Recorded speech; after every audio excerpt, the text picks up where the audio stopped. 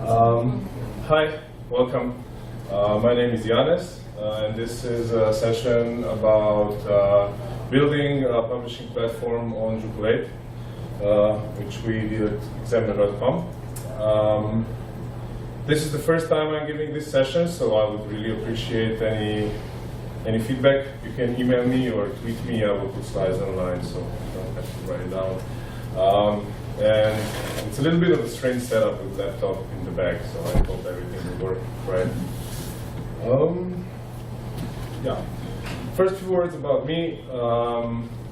I work for examiner.com. Before Examiner, which is obviously a media website, I worked for a media company in Slovenia, which is the country where I come from, and this kind of naturally built my interest in media solutions, so I'm heavily involved with media initiative, currently focusing only on Drupal 8, because this is something that excites me. This is the logo of media initiative. I work remotely. Our company is in Denver, US. I live in Europe, in Slovenia, and I also like to travel, so sometimes I do like short-term digital nomading, and I really like this way of living, and I really like remote work. And if you never tried it, and if you don't know anything about it, I really recommend that book. It's called Remote Office Not Required. It was written by 37 Signals, which is company behind Basecamp and some other products. And they're a fully remote company, and in this book they explain how they do it, and why do they do it, and why they think it's the optimal way of working. I have 3 pretty girls at home, so that wakes me up every morning. And I like to travel to nice places that are different, not things that we see every day. I also like to travel to not so nice places, because we learn something from there. I like to be silly, I like to be child sometimes. I like to be silly together with my friends. And I like to think about hard topics, and I usually don't find answers. Okay, so examiner.com. Who have heard about Examiner? Nice. It's a media website.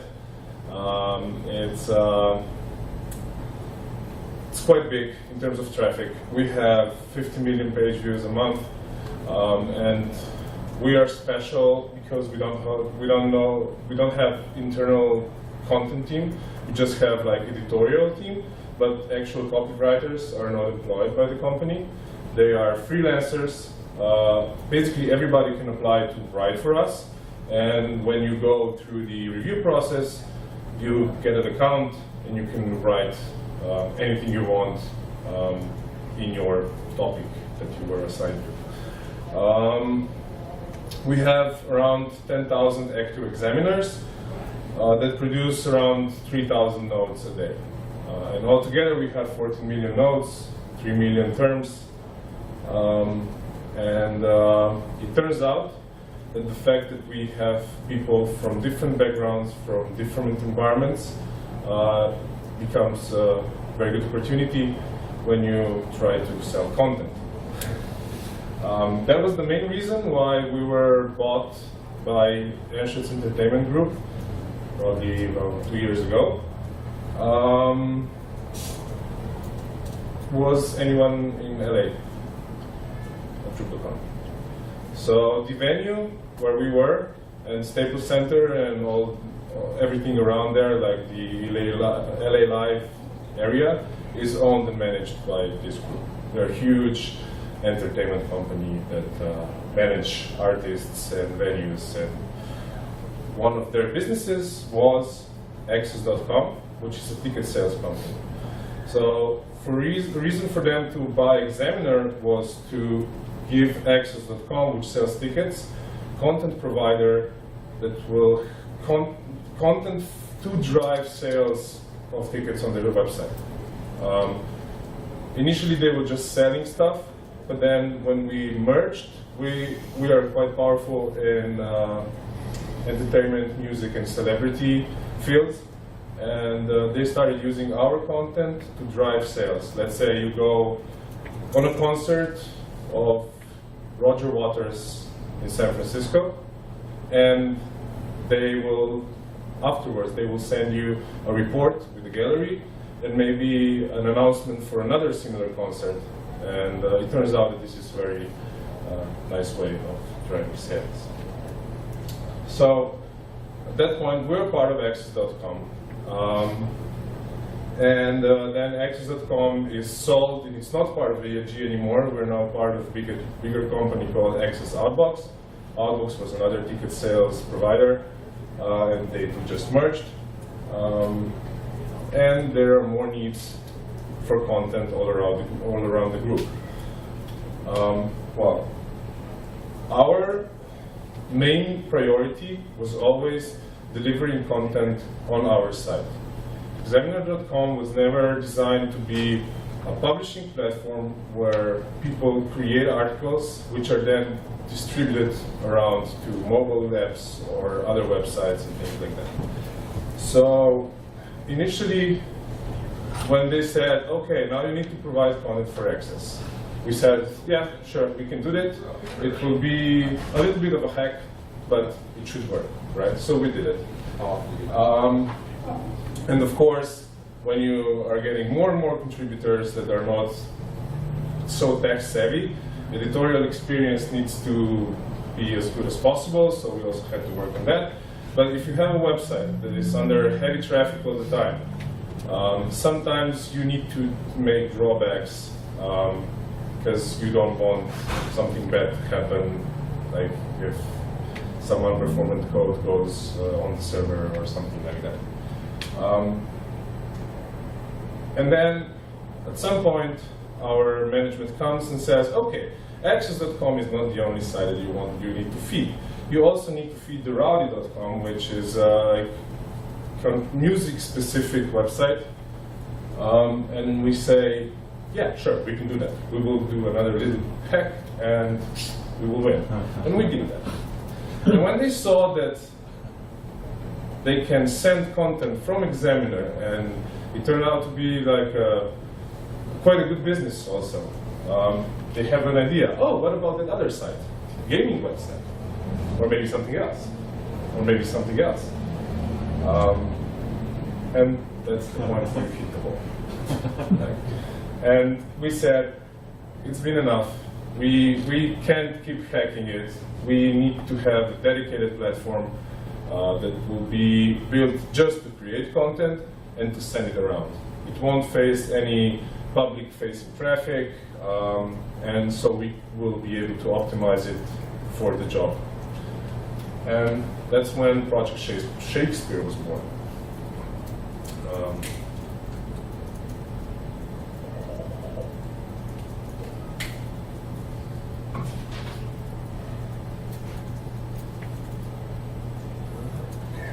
So, the requirements that we have. Needs to be able to handle creation of content for many different destinations, which also means that the structure of this content can be different for any of those sites. So you can't just have one single content type and you're done. You have to usually create specific content types with specific structure for each destination. And this was one of the limitations of Examiner. We didn't want to create tons of different content types just to feed those sites. It needs to support different delivery methods. It needs to support pull mode. It needs to support push mode. It needs to support different technologies like JSON, XML, something custom.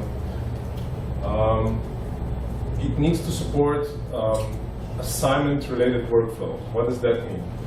It means that when there is a need for an article, our editorials won't go directly to a specific writer and ask for that piece of content. That may happen, but it's not usually the case. Instead of that, they create an assignment in the system, and then contributors can be notified, and then they can log into the site and say, well, I want to write this. and that's when they claim the assignment, we call it like that. And when they claim the assignment, they have deadline, they have all the instructions, how to write a specific piece of content, and so on. Of course, you can say that you need only one piece of content for an assignment, or you can say that you need more of them, or a limited number. So you have to create an assignment. We also need scheduling of assignments. So if there is a recurring assignment that happens, let's say, every month or every week, we can configure that. We can just create one assignment, and it will be automatically recreated when it's relevant again. And we also need to have progress tracking and review workflow, and notifications and feedback. Let's say when contributor says that the article is ready, reviewers need to be notified, and when reviewers review it, contributor needs to be notified if there are things that need to be fixed and so on. And as the title of the session implies, we decided to go with Drupal 8. So our timeline was roughly, we started planning this project in mid-2014. We didn't know whether it would be Drupal 7 or Drupal 8 at the time. We were just collecting very rough requirements. And then decision for D8 was around late 2014. And we started working on it early this year. So why did we decide for Drupal 8? First reason is because it's fun. It's new technology. We've been working with Drupal 7 for quite a long time, so we wanted to try it. We also had at least 2 or 3 developers that are kind of active in core and contrib development, so we had an idea what we can expect. We knew that we have some knowledge, so we were capable that we will be able to do it. And there are also basic technical reasons. For example, CMI is very nice. We wanted to leverage that. And also, since we need to send content around, and REST being part of Drupal 8 core was also one of the reasons why we would go. Also, we didn't have very tight schedule, because business accepted the fact that they cannot create any new websites until we have that, and they didn't really have plans to do it. They just knew that they wanted to do it sometime in the future, and we said that we're not adding any more destinations to current system, so that was the only limitation. And it wasn't a hard deadline, so we could afford a little bit more time that needs to be invested in D8 compared to D7, which is technology that we already know.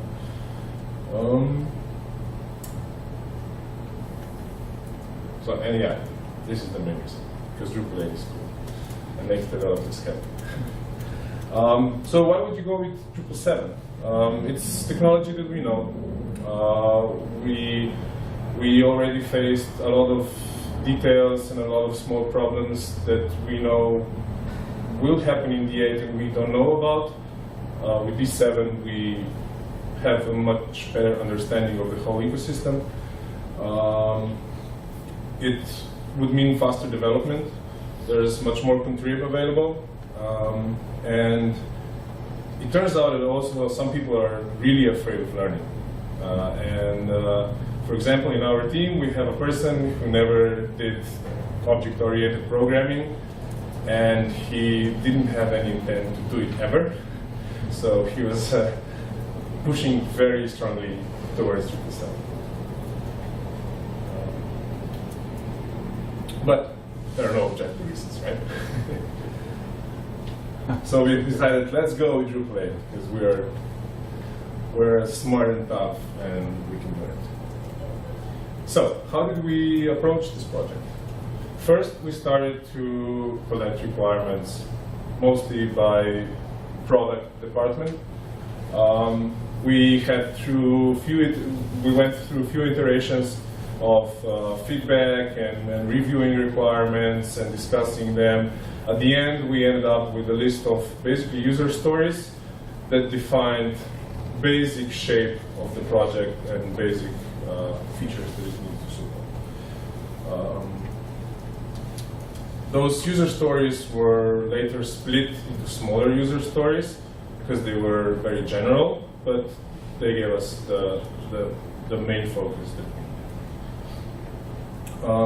we use Scrum already as part of our organization. We have 2-week time box, and we stuck to that with this project too. At the beginning, we had a bit more, let's say, cowboy development, because when we were building very basic stuff, creating custom entity types and building like pieces of the system that are really down in the backend, it wasn't able, like business people and front-end people weren't able to see much. So at that point, we just trusted our backend developers that they're going in the right direction. There was also like always oversight about that, but we were planning time boxes, but it usually worked when backend developer finished some part that needs to be done, just picked another user story from the backlog. It was like a combination of Kanban and Scrum, I guess. We did peer reviews. It's also something that is part of our culture already. Every piece of code is done in a feature branch on GitHub, and when it's ready, it's sent to another person to be reviewed, and then this can go back and forth a bit of time. And when the reviewer is happy with the code, pull request goes to a release manager, which is responsible for merging code into the main branch. And this is another step where code is given at least a brief sanity check. So before it hits QA person, it already went through 2 steps of reviewing. And we did the same with this project. So I already spoke about initial backend development, where we basically trusted our backend team that they will build the main pieces together. We tested it from the beginning. It was a bit harder to test it manually in early stages of the project, but automated tests were written like from day one, basically. We used Behat, and we also integrated our Jenkins instance with GitHub, and every time when somebody would open a pull request, Jenkins would realize that and then run tests and report back. So in this case, we could see pull requests where tests were failing. You are still able to merge this, but GitHub advises you not to do that. This is nice because at the beginning we had tests, but nobody was running them, and at some point you realize that everything is broken. This way, you know that every merge that went in was tested. And when problems were fixed, it looks like this, and then you're at least somewhat sure that what is going in is okay. You can guess what this is. Comment thread at GitHub. Yeah. It's actually, there are not many comments. It's just one comment and a lot of commits. Would you try to guess what kind of pull request can have this many commits? Merge. Of what? Giant feature. No? Drupal core updates. Yeah. So we were following a moving target, right? We knew also from previous experience with Examiner.com, which was also built in beta phase, that if we won't follow Drupal 8 core, then we will have hell of a job to catch up once it's released. We started developing this in January, and there were a lot of changes happening since that time. And the approach that we took is we had so-called Merge Wednesdays. Every week, every Wednesday, one of backend developers would do a pool of core, and then we first try to install the site, and sometimes even that failed. And then we fix that.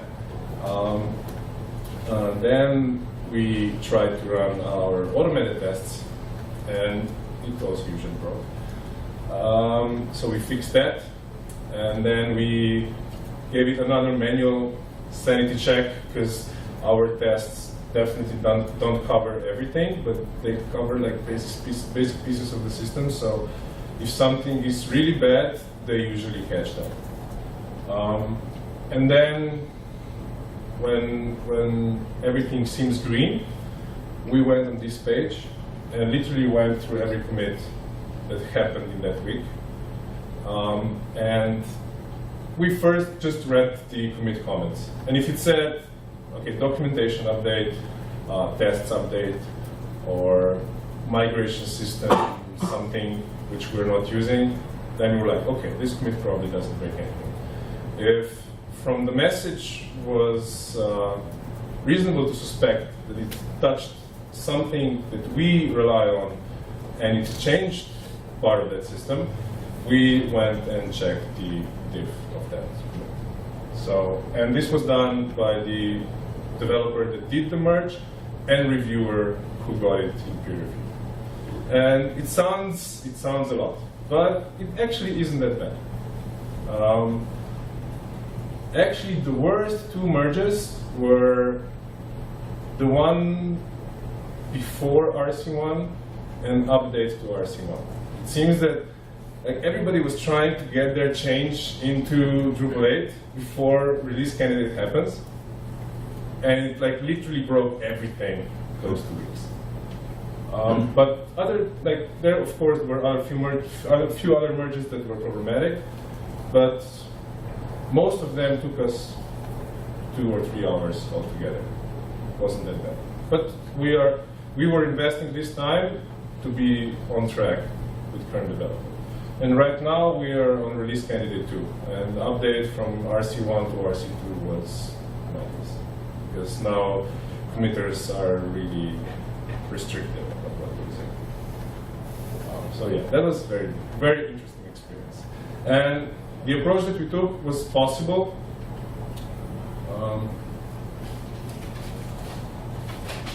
Because we don't have a live website yet. This was in development, so you are able to reinstall every time, because we were using code-driven development.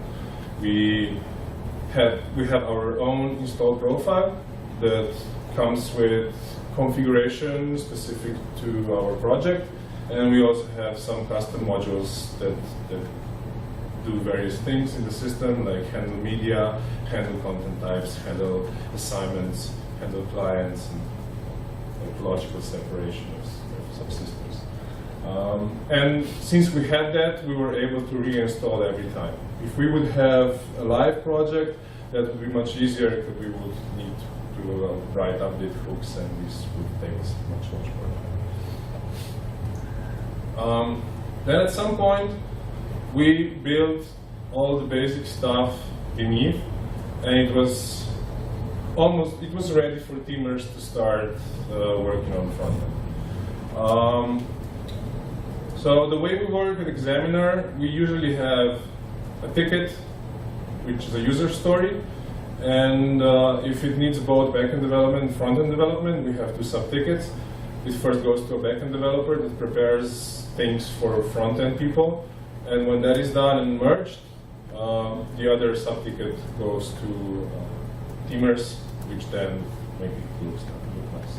And we basically took the same approach with PubTool, with the exception that on Examiner, most of the user stories are limited to one time box. So you would usually create backend part and front-end part in one time box and release it at the end of those 2 weeks. But here, because it's like a bigger project and it was built from scratch, some things took a bit longer, but the approach was still the same. Backenders were supporting front-enders with their work.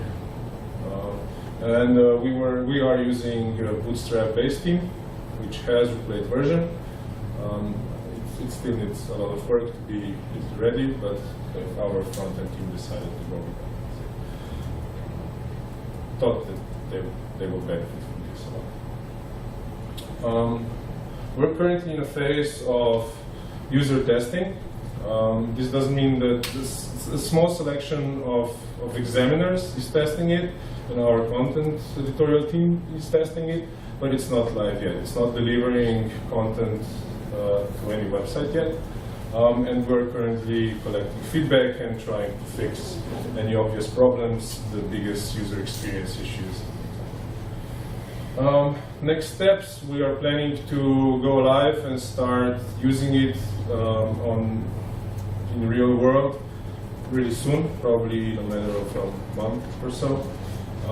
We will first be using it for the Rowdy, one of the websites that I mentioned at the beginning, because it's smallest, it has the smallest number of contributors, and it will be easier for us to iterate and to receive feedback from them. And then as we improve the experience and fix bugs, we will keep adding other websites. And the ultimate goal is to completely stop using editorial part of examine.com and to create a content. We also use some contrib modules.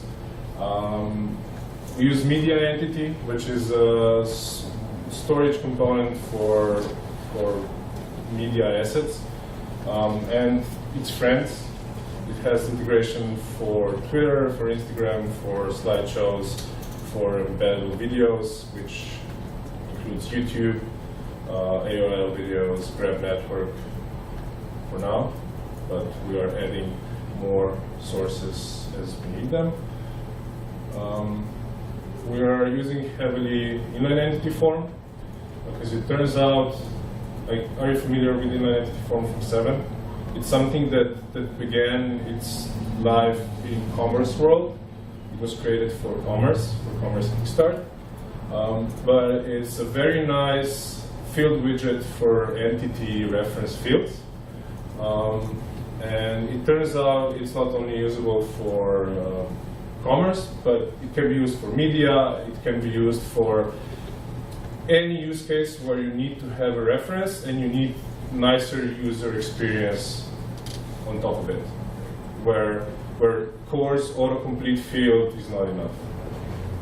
Because with inline entity form, you get this nice table, which is draggable. That means that you can reorder your referenced entities, and you get basic information like no title or a thumbnail for media, and you can also edit them in line. You have a nice edit button, and it will open you the entity form for that referenced entity in line, and you can do it there. There's no need to go to different places to create all your content. We were also using Entity Browser. It's one of the components that was born in Media Initiative for D8. It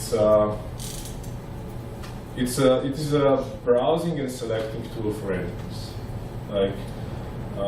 Let's say this is most obvious in media world, where if you want to attach media to your content, you either upload something, or you search through your existing media library, or you search remote video source, let's say YouTube, and attach media from all these different sources to your content. And this is actually how Media in Drupal 7 works. And Entity Browser is a module that tries to do that in a general way that would handle all entity types. Because it turns out that it's not only media that needs something like that. For example, if you need related content when writing something, and you don't do it automatically, you want to physically reference content that might be related to what you're currently working on. You basically need a view where you search through your existing content and decide which items you want to select to be referenced. And it's basically very similar use case, just the presentation is different. So in our project, we're using it for media and for assignments. If a tutorial team wants to manually assign contributors to an assignment, we have an entity browser that displays all the users, all the contributors, and they can search through the list. Then we also use relation module. It's something that comes from D7 already. It was partly ported. It's not finished yet, but we just use it on a pure API level, so we don't need the UI parts that I think don't work yet in D8. As I already said, we're using Bootstrap team and others. We ported scheduler. We created a module called Terms of Service, which handles like terms of service. And basically, if you say this row of users needs to accept terms of service of type X, then you are able to track whether they did that or not, and you can block access to certain parts of the system if they didn't. So let's say you have a new version of terms of service, and as soon as new revision is created, system identifies that users that didn't accept that recent version yet, and it will start messaging them that new version is there and they should read it and accept it. And there is also a deadline when access to certain parts of the system is blocked if they didn't do it by that time. So we also created a module that integrates with RobZone.js library. It's basically a multi-upload library. It looks very nice. Currently, this module provides the form element, which you can use on your own custom forms, and integration with Entity Browser.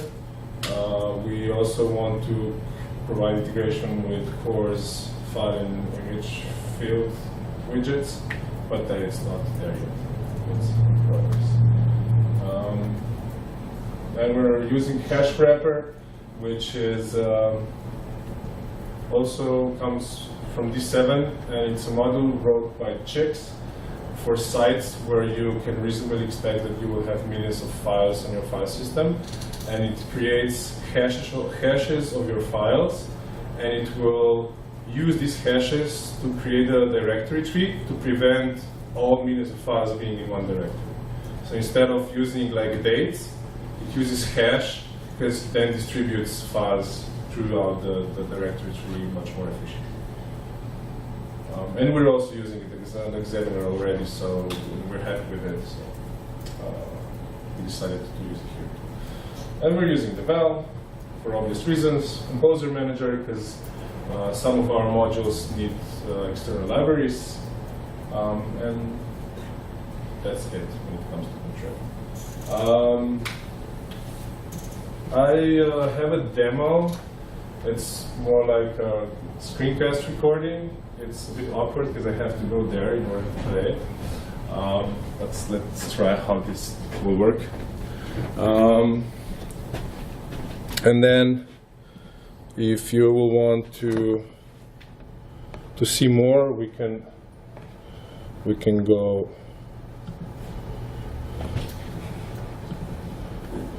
To see the actual site, if it's not too late. Okay, so this first example will show how an assignment is created. Assignment is a custom entity type, which uses Entity API that Drupal 8 ships with. And it's much, much more powerful than the one in Drupal 7. So it's very easy to create custom entities and forms. So name is like a title of a node, similar thing.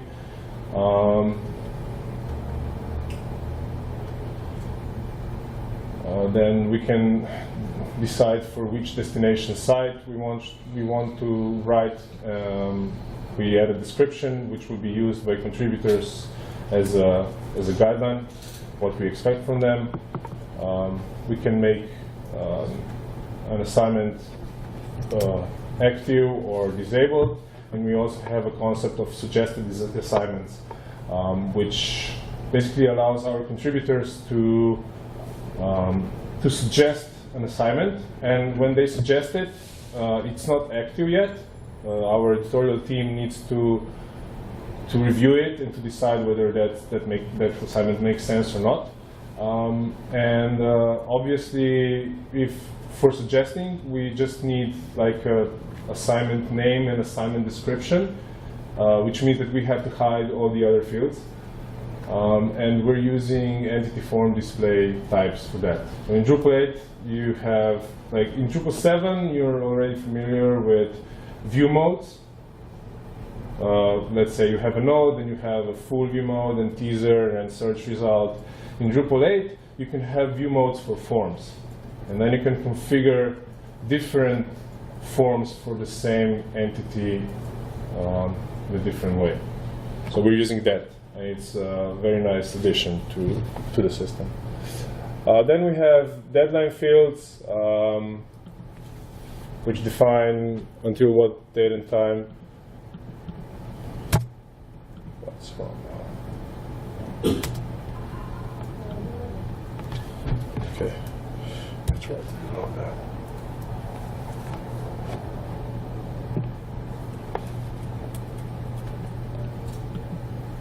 So yeah, once again, let's see this a little bit.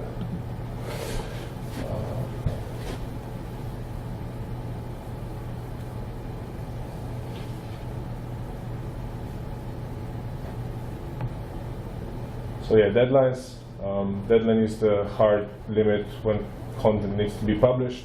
Contributors won't be able to publish it after that time. Then you've seen the recurrence rule field where you can define if and how the word assignment is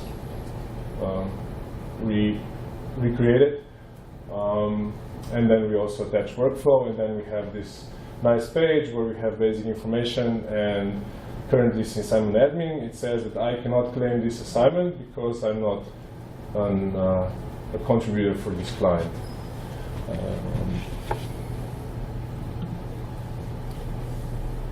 So second example will show how a contributor can see the assignment and claim it. When they log in, they are presented with a dashboard. And they have a tab here, it's a view, which allows them to search through all the active assignments that they can claim. And if they open the assignment page, they see something very similar, except instead of that message, they have a button which allows them to claim. And when they claim an assignment, they are basically redirected to a node add page, where you usually have lists of all content types. Here we filter some of the content types out, because different clients have different content types assigned. And when you are claiming an assignment, you already defined which client you want to write for. So we just display content types that can be used for that client. And then this is the edit page.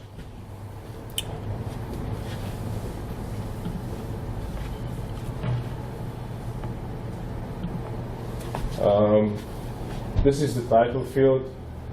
This is the body field.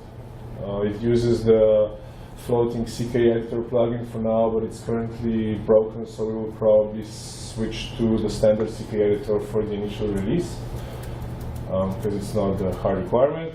Now we're adding a headline photo. It's using Entity Browser here on the right side. Entity Browser with the Entity Form widget. So you're basically creating a media entity inside of that entity browser. And then when it's created, it's displayed on the left side. Now we will also create a slideshow. This is a Dropzone.js uploader, the big area that you see. And we just drag and drop a few images which are uploaded.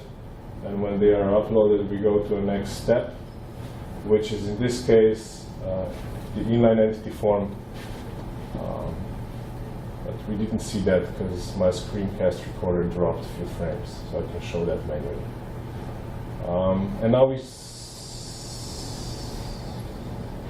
save it.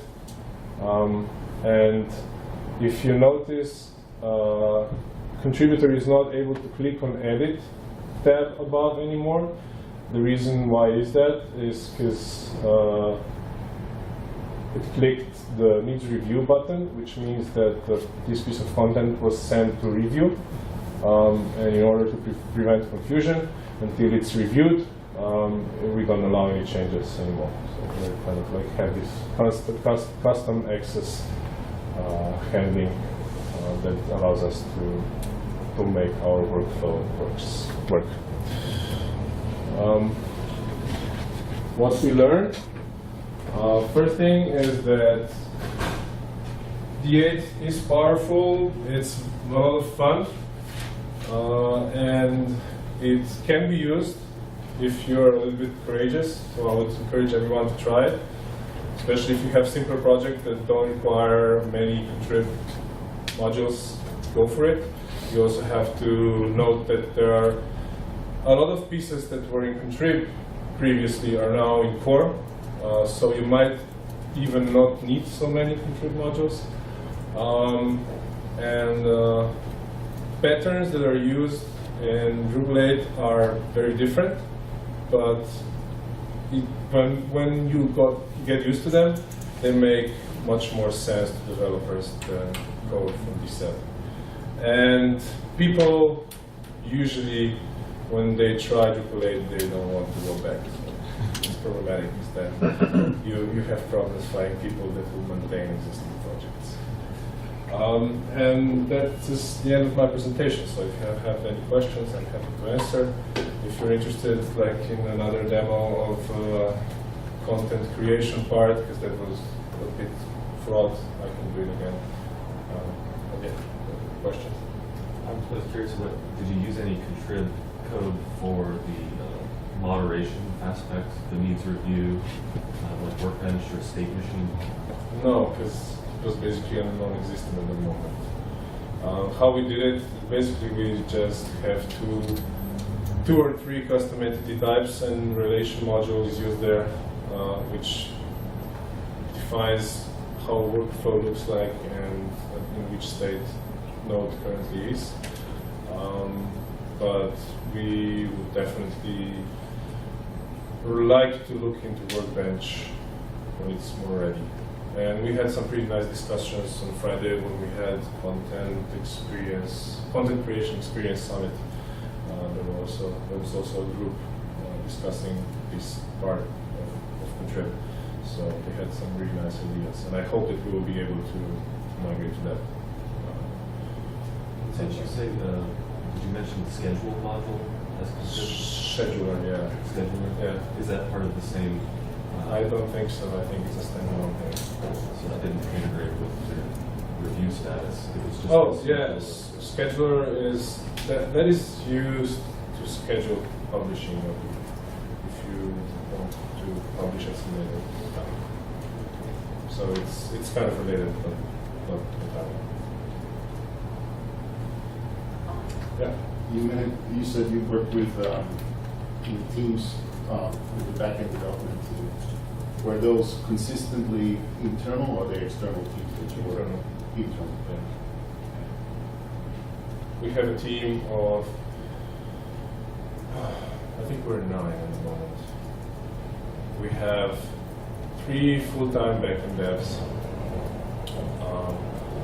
We have 1 developer who is switching between front-end and backend based on needs.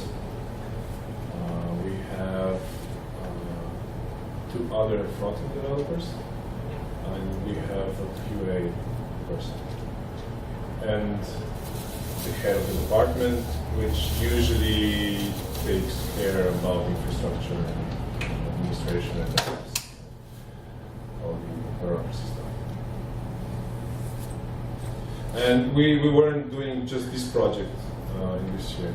At some point, let's say from March until June, July, most of the team was on the Rowdy, the other content website. So it was basically 1.5 developer working on this. And that's the time when we did most of the back-end only work. And then when Rowdy was finished, we got more front-end resources that we could benefit from this project. Yeah. What is the permission setup on the system that pushes content to different sites? Like anyone can push content to any site, or something more sophisticated? Just contributors cannot push content at all. Of course. Mhm. Only the editorial team can do it.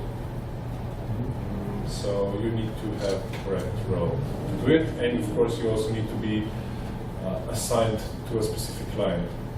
If you are editorial manager for client A, you cannot push content to client B. But you can be editorial manager for both of them. That's also possible. So it's for editors to decide where the content is going to. Yeah. Well, you can also automate that.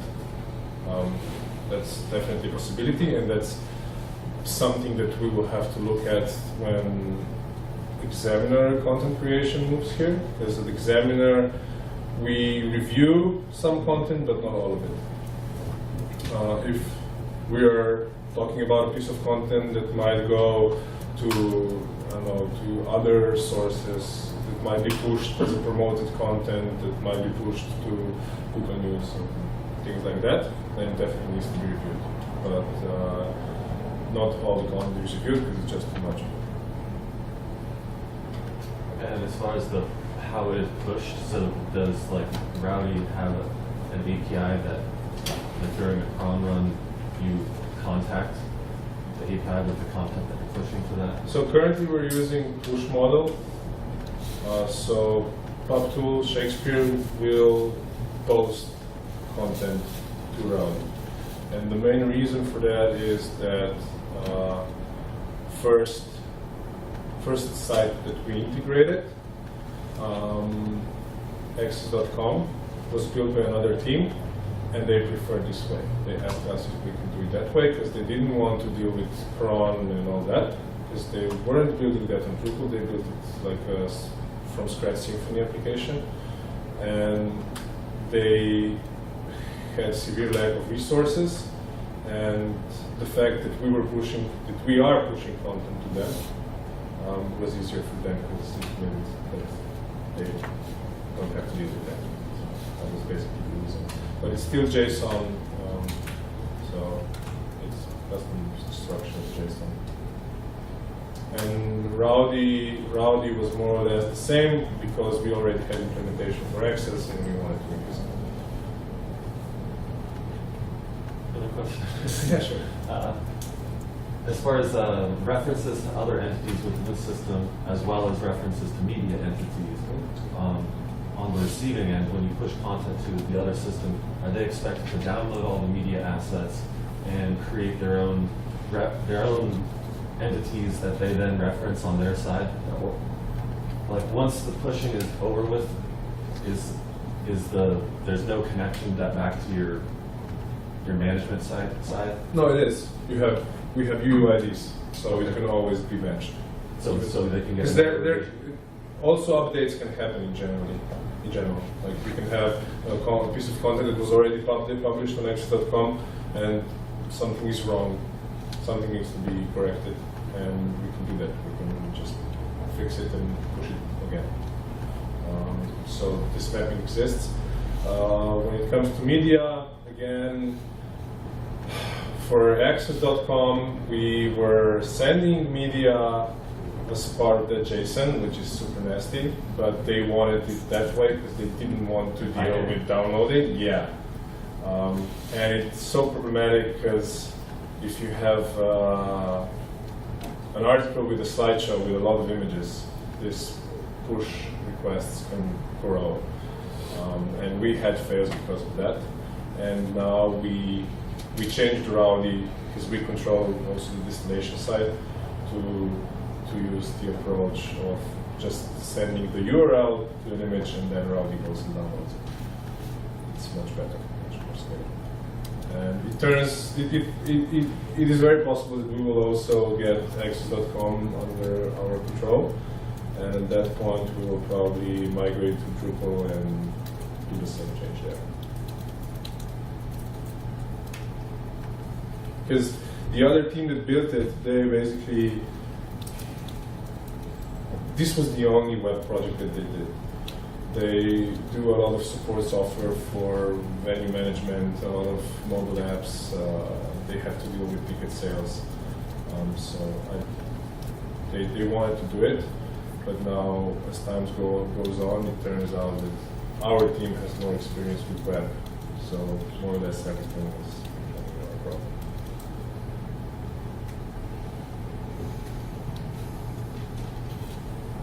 Time for questions. Did you have any sort of a taxonomy, smart way of categorization, so that, or like more advanced browsing? So if a client wants to browse the content that might be available for some of the other clients, they can filter by a news article, by what's more baseball stories, or We didn't do that yet, but it's one of the requirements that might be needed in the future. We're using content that was initially created for one client for another client. The main problem there is if structure is different, you need to define mapping. Basically, if fields on the node are different because they define structure in a different way, you have to define how this field transfers to the other side. But it's currently not needed, so it's something that is in a backlog, but it's not currently set to a high priority.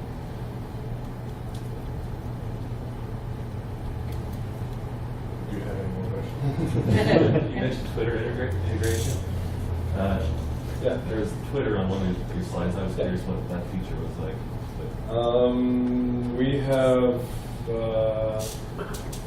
We have a content type which is called the list. And it's similar to like image slideshow, with the main difference being that not only images can be parts of the list. You can have tweets, Instagrams, text only, list items, and that's where we need this information. And we treat Twitter tweets as media. Like each tweet is a media asset. And same with Instagram and all that things for that stuff.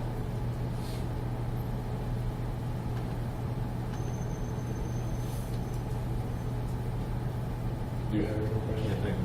Yeah, thank you. Okay, thank you everyone.